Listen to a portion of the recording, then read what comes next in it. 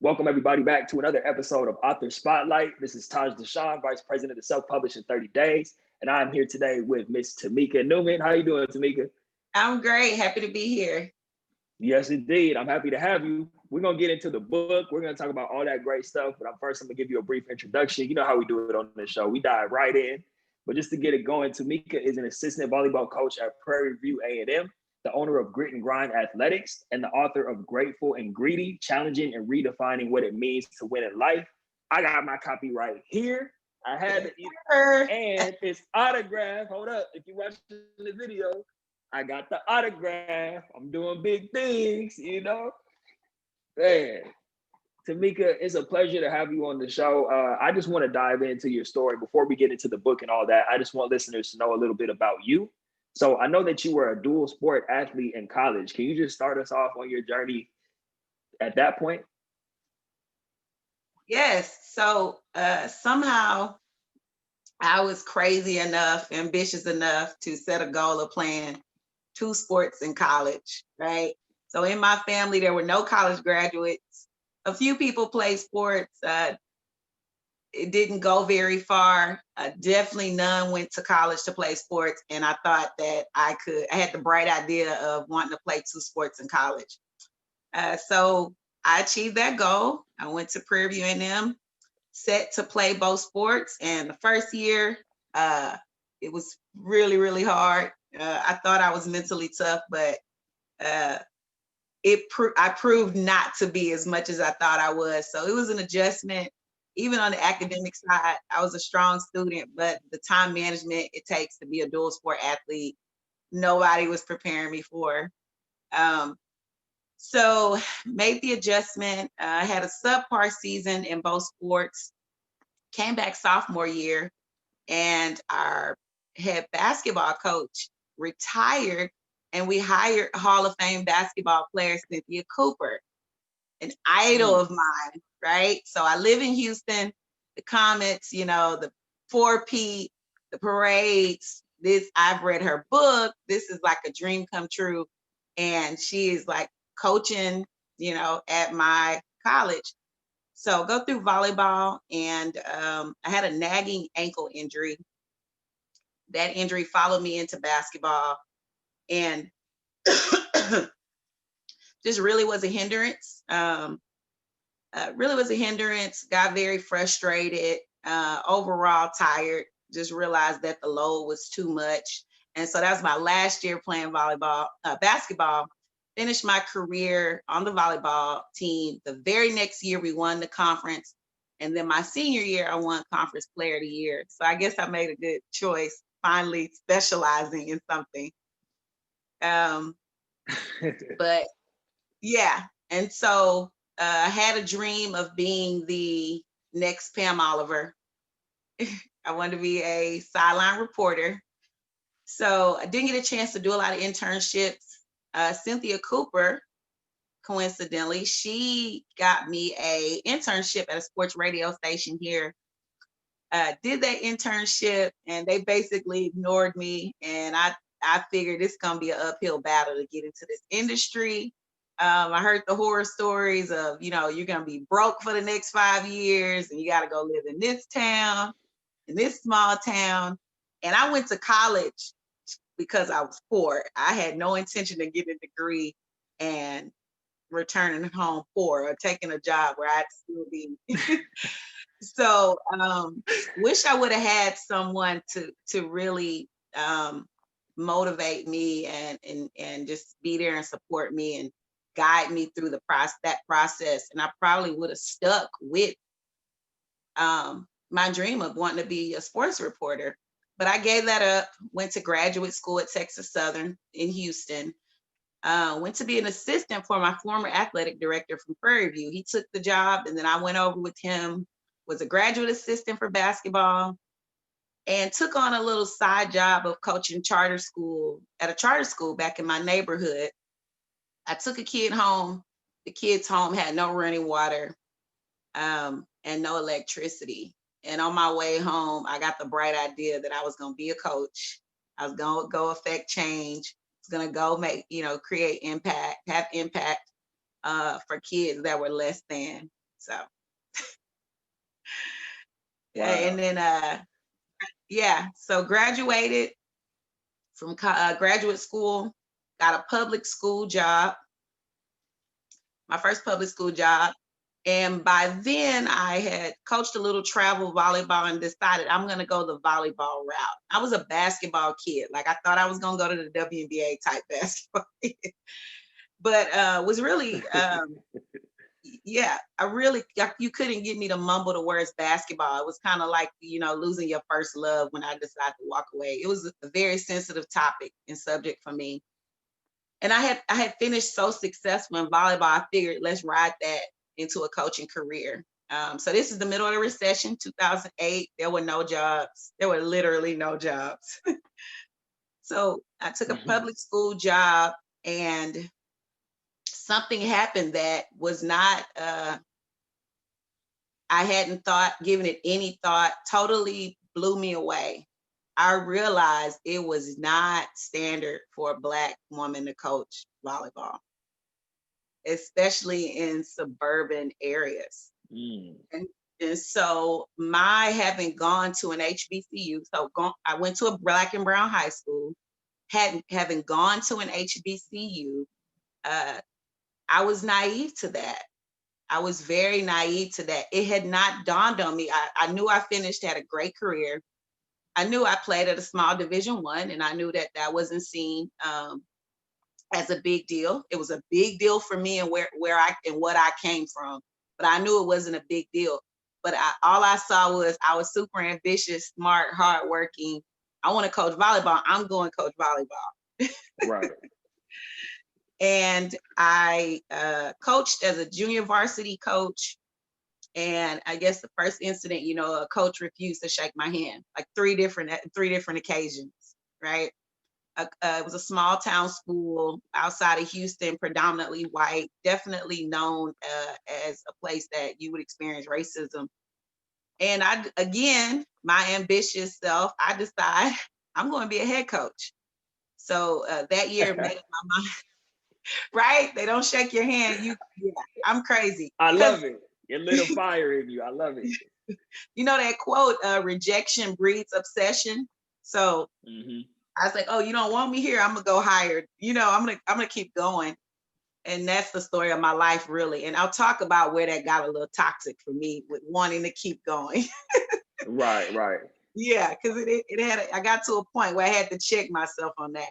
But went on 7 interviews to be a head coach, mostly suburban areas in greater Houston, where volleyball is a big deal.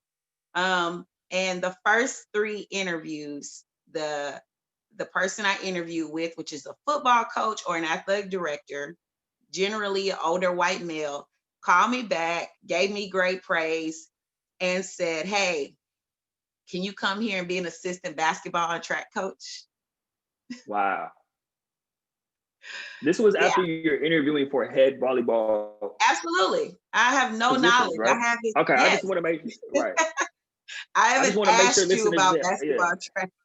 Right. What in the world? Okay. And so, I'll speed this part up. Go on 4 more interviews. I'm interviewing. I decide I'll entertain a JV interview because at this point I'm fired up. I just keep applying for them. You're gonna have to tell me no. I go on a JV interview. That's right. With a middle-aged white lady, and in the middle of the interview, she goes, "Hey, I'm very impressed by you. Our school, the school in our district, they're looking for a volleyball coach. I think that you're a head coach. I'd love to have you as a JV coach. I think you're a head coach." And I get that job. And then I go on to coach 8 years. I go on to be a head coach 8 years. But speaking of the naiveness I got from being sheltered and going to an HBCU, my experience there and the standard that was set there and my teaching there was really why I was able to confidently say no to those first 3 people, right? I had that much faith in who I was and what I could bring that I wasn't willing to compromise. So that's my shout out to HBCUs. I had to do that. That's right. So I went on to do it for 8 years, and I won very early, and I love to win, right? Because the circumstances in which I was born in, my mother was on drugs, my grandparents raised me, grew up in a house full of people, not very ambitious, education not big, but somehow I found a way to value all those things and get myself out of there. So I love to win, and I won very early. But in the background, the racial tension, microaggressions, all that stuff kept happening. And I kept coming back, and I worked harder and harder and harder. And it really took me I had my daughter at the 5th year in, and seeing some of really my life really coming to a halt and having to kind of sit down and rest for a little bit allowed me to really see just the value, how much I was being valued, the impact that I was trying to make. Was I doing that, or was it doing more harm to me mentally, physically? So I did it 2 more years. And then a really crazy incident happened, a huge incident where a parent tried to attack me, along with a lot of other things. Kind of had a stressful situation where I forgot to get my kid, arranged for my kid to get from daycare on a game day, and decided that when I went back to my original goal, what I originally thought God was trying to tell me I needed to do with my life, He wanted me to work with lower income. And because I was winning, it kept affording me great jobs in affluent areas. And that was never my intention. Somebody's got to go coach there. It was never my intention. It wasn't my passion. I wanted to go be a beacon of light for kids who were growing up in low resource situations like myself. So I kind of had really went against what I got in the business to do because I was chasing winning. And so that'll take you to the title of my book. When we talk about redefining winning, I was literally chasing wins on the court, but winning in life in general based on where I came from, which I was supposed to lose, right? So, yeah. Tamika, I just want to touch on something that you said earlier, because it's amazing how it all came full circle. Because at the beginning, I love how you spoke about you got into coaching because you went home with those student athletes that day. You saw they didn't have running water and all that. And you looked at it as, okay, I want to get into coaching so I can help them. And then that's where the shift happened, where it was, like you said, you were so caught up on winning and proving that you could do it and not accepting the basketball or the track roles. But no, I'm going to be a volleyball head coach, that you found yourself off course from where you initially started because you were out. It was about you. Not that you still weren't having impact, like you said, yes. But I think that that's an important lesson that people can learn through your story and through your book, is that sometimes we get off course. I think a lot of people these days who go into entrepreneurship or start different ventures, including myself at the very beginning, I started out because I wanted to help a certain group of people. And then at a certain point, it became selfish. And then I had to reset and come back home. Remember, this is why you're doing this. This is who you're wanting to help. So, okay, I'm tuned in. I got my popcorn ready. I want to hear the rest of the story. What happened after you had this epiphany? What happens next? So I decide that I'm getting out. I know I want to still work in the sports industry, sports business, but not this way.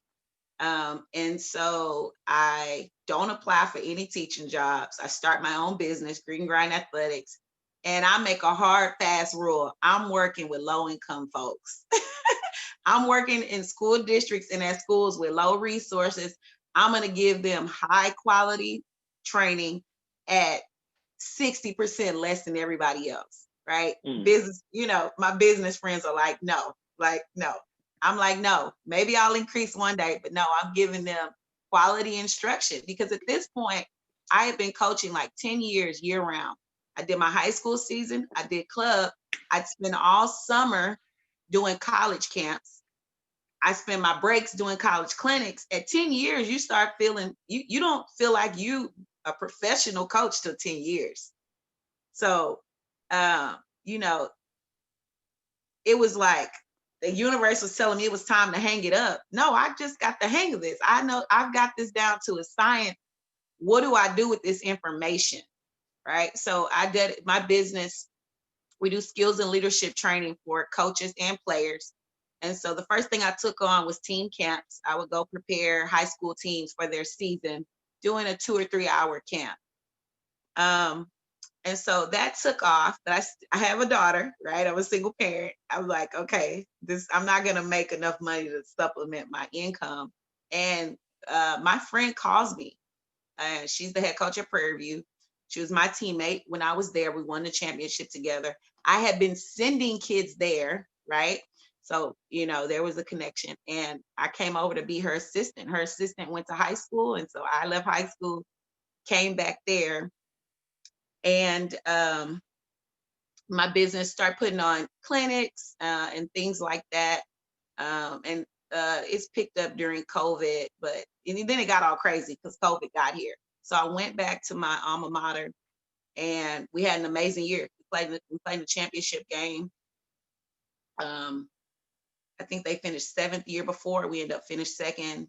It was magical. So we kind of brought back that championship and winning legacy to the program. And it's been great. So that's where I'm at now. Yeah, back where I started. That's awesome. That's right. Yeah. Back on the mission, back on the original grind. Yeah. That's beautiful. Yeah. And I want to talk about the book in a second, but just to take a step back and talk about grit and grind athletics. Okay. Now, why is it important for you that you're doing the educating, not just for the players, but for the coaches as well? Can you explain why that's important? So when we think of the low resource areas, we're talking about Black and brown areas, which typically are coached by Black and brown coaches. And coaches are getting out of it for various reasons, right? Not being supported, it's stressful, it's time consuming. And I get all of those because I got out of it. But we're also in danger of there being none. And if there's none, then a Black and brown girl can't see what she could become. And then she has no representation.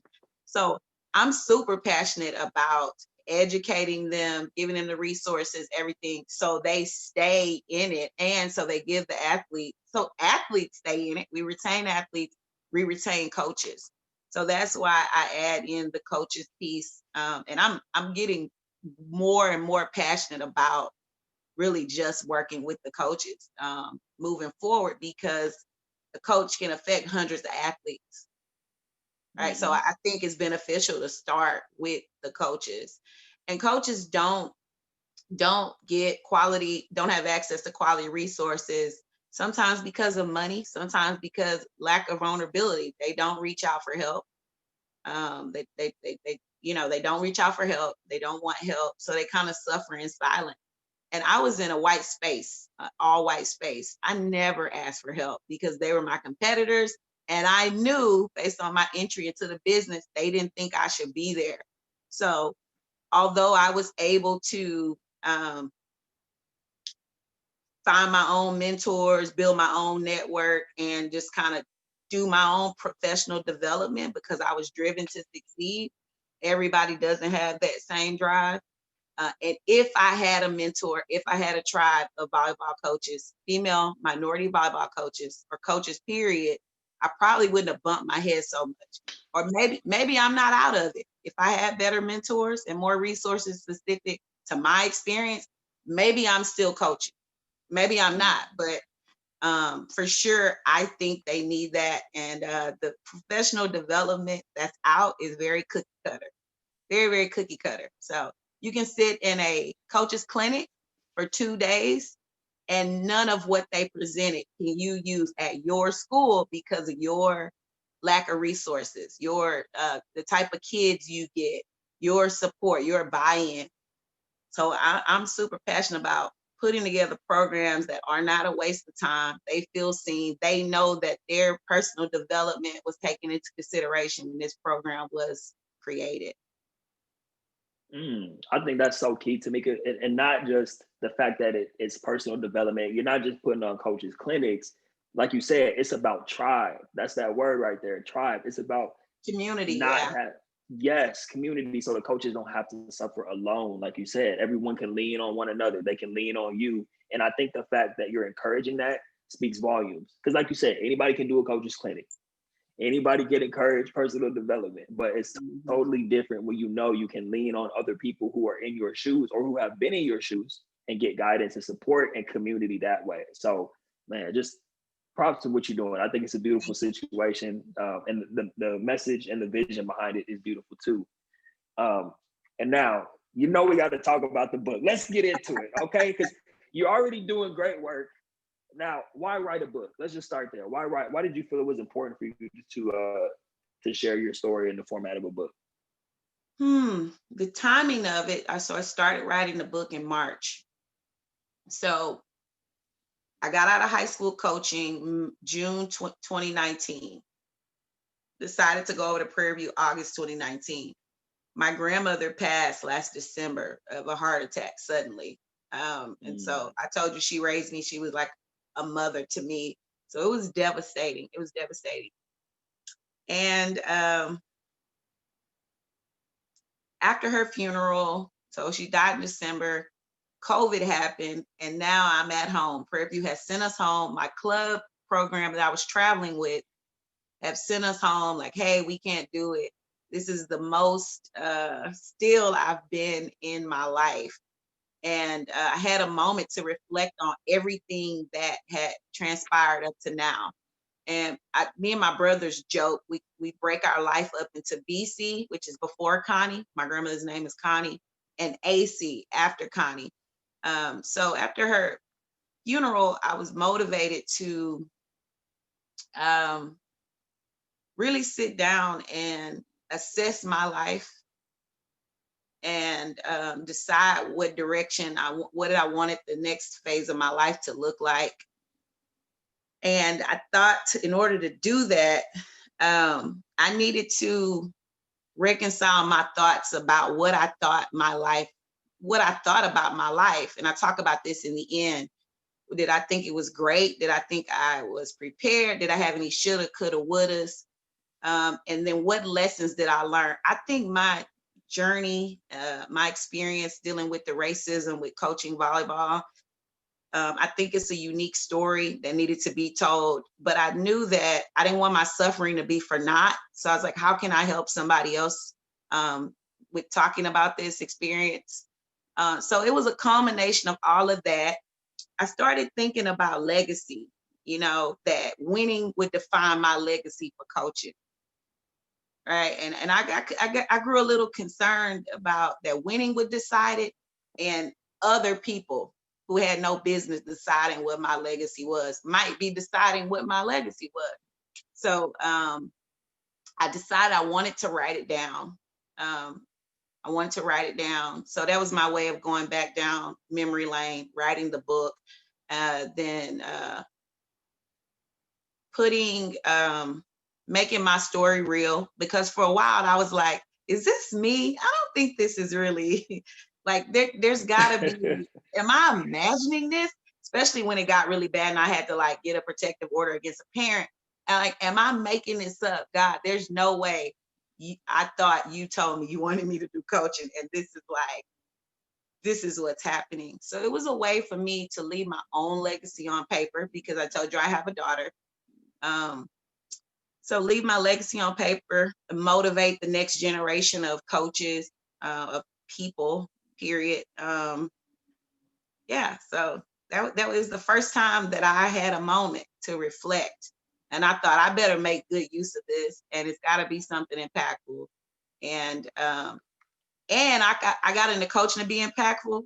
So I may have impacted a couple of hundred kids, but a book can impact millions, right? So That's right. That's right. And the book is forever too. That's the oh great part yeah. about it. Like you said, you're already in the record books for all the wins and everything. And that's great. I'm sure you set records at all the different institutions you were coaching at, but this book is, and I'm sure this is the first thing. I'm sure you're going to be writing more than one book down the line. Yeah. I And got you the talked right. about impact. What is it? I'm sorry, go ahead. That's right. That's right. No, it's just a little bit of a delay on my end. That's my bad. But Okay. I was going to ask you about what did you want the impact of, like when someone picks up this book, right? Obviously, they have a lot to learn through your story. You know, as you're sharing stuff, I see myself in your story, even going, like we talked about, going back to where you started versus focusing on yourself. When someone reads your book, what do you want them to be able to take away from it? That you don't have to accept standards set for you by other people. That you can always go back and challenge, that you should go back and challenge your belief system, where you got this idea about success, where you got this idea about what a great marriage, where you got the idea about what being a great parent is like. And just going back and challenging, are those thoughts your own? You, the person you are today, do you agree with them? And if you don't, then redefine that for yourself. And I think everybody, any age, any race, any demographic, owes it to themselves to do that, because we don't even, when we get some of these ideas in our head about what it means to do those things well or to be successful, we don't even know who we are fully yet, right? I'm just learning some stuff about myself. So some of my old beliefs I can't take those with me, because I know more about myself now. It makes no sense not to redefine those things for myself, because I know more. So I think it's a super duper important for growth as a person, as a professional. So that's what I hope. I hope it's thought provoking. I hope Grateful and Greedy is super thought provoking, because traditionally we don't believe the two go hand in hand. So my definition of grateful is being thankful what you have and where you are, but demanding what you deserve. So sometimes people have put a cap on what, so I was born into this situation, and if I get here, then that's good, that's accomplished. But they've kind of put a ceiling, lowered the ceiling on how far I can go. But you deserve so much more. So, and I really learned, I say reading taught me to be greedy, right? Because I was grateful. I could look around me and see my stuff was bad, but it was a lot better than some of my friends in the neighborhood. So I knew to be grateful. But when I read books, storytelling made me greedy. I was like, oh man, this is what's possible? No, I deserve all the things, all these things. And so I was like that as a kid. And I got so caught up trying to be better once I got into coaching, trying to be better than my peers and working harder and all that, that what I was aspiring to was just a really low anyway. I should have been aspiring to more, but I'm so focused on being better than them. They weren't doing very much. Once I got there and saw it, oh man, you don't even have a work ethic. Oh man, these thoughts aren't your own. You just have good kids. You're not even as knowledgeable as I thought you were. I was really shooting low trying to be better than you. Should have been shooting way higher. Right. Yeah. Well, thank you for sharing all that, Tamika, because I think that, like I said, a lot of people listening will be able to hear your story and find inspiration in their own story. And I think that, the book is phenomenal. The message is phenomenal. I know everybody's going to want to go research you and look you up. So please tell people where they can get the book, how they can get in contact with you, all that good stuff, please. Okay. So the book is at TamikaNewman.com.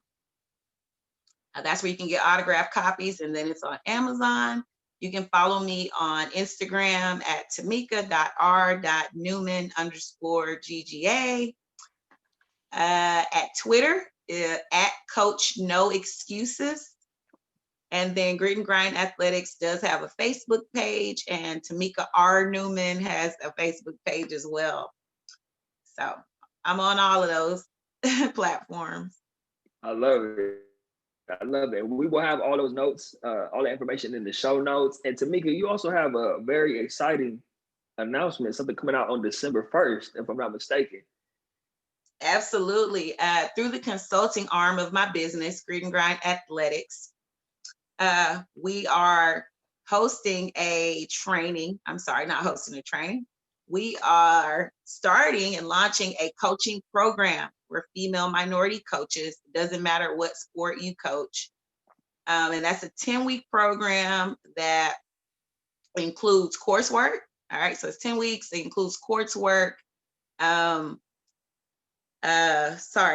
virtual meetings, networking with athletic directors all over the country at every level you can think of.